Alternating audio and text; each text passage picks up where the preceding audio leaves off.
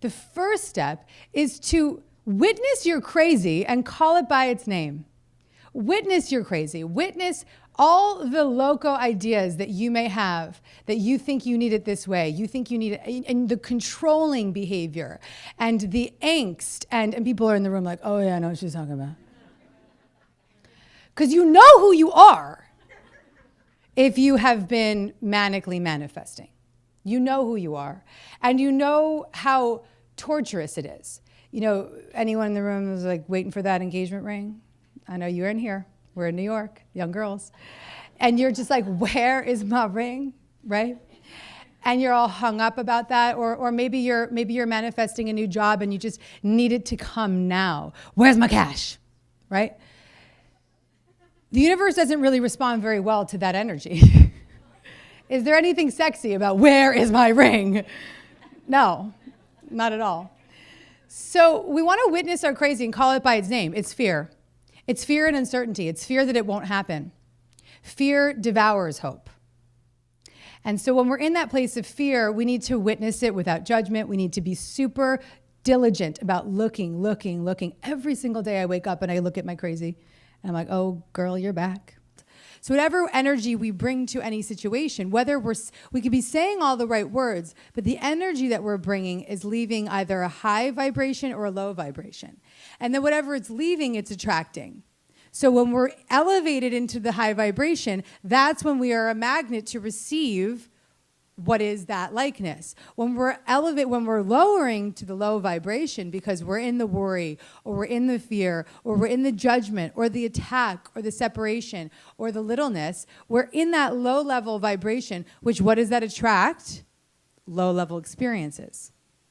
So your experiences are a direct reflection of your thoughts and the form that your thoughts create, which is your energy.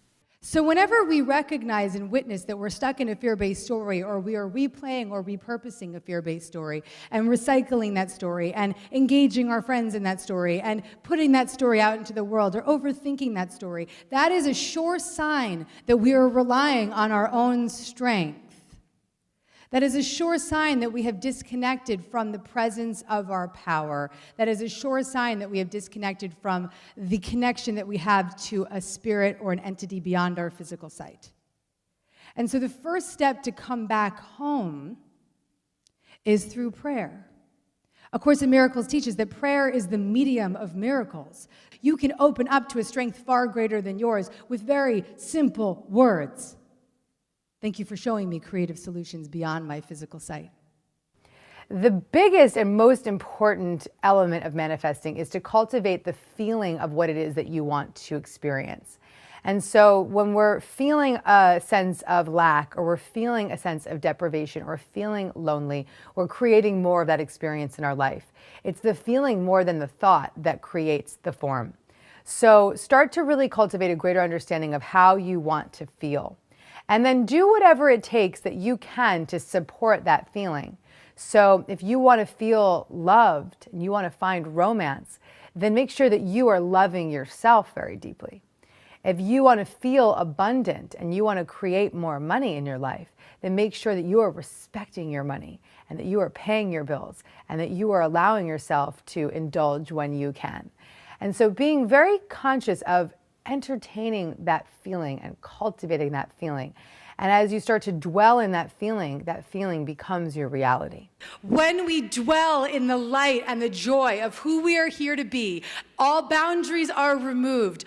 All of our intentions and desire to live in our purpose comes forward, regardless of whether we're in that job or in that relationship or in that apartment or in that city that we want to be in. All of that truth comes forward when we start to live in the joy and the presence of our light. When we start to release the boundaries with that light, that is when it is restored. It is through your journey of unlearning and remembering that you remember and accept the presence of the light that you are. And in the presence of that light, you become joyful. And in your joy, you heal the world.